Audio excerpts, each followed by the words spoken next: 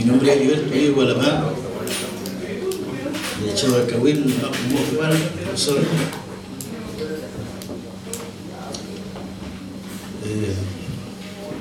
Les traigo un poco del canto mapuche y el requisuamo, el pensamiento mapuche.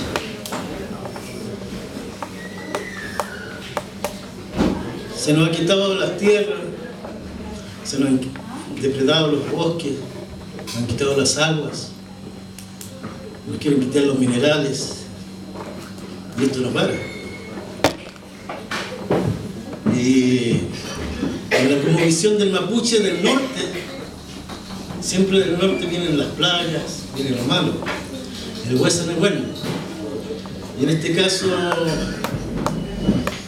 tampoco es la excepción. Del norte viene el caicay con mucha sed y quiere represar nuestras aguas, las quiere encadenar y dejar al pueblo mapuche sin ese vital elemento. La sed de caicay.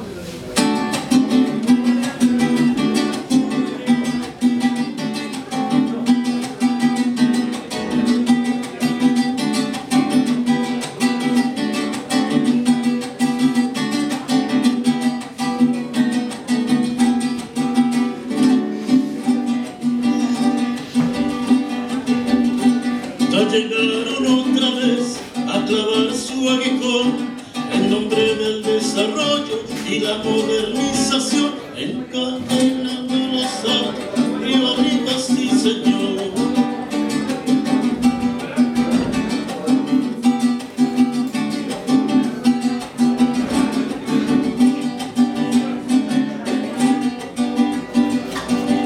Caicay se vino del norte y con él vienen 100.000 en busca del oro blanco a poderlo represar.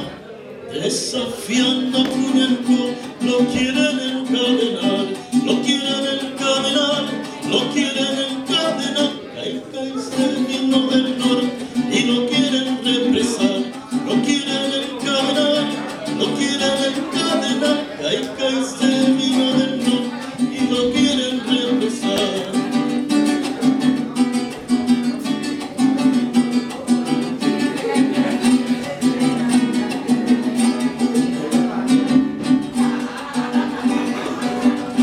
Ya llegaron otra vez a clavar su aguijón en nombre del desarrollo y la modernización, encadenando las aguas, río arriba, sí señor.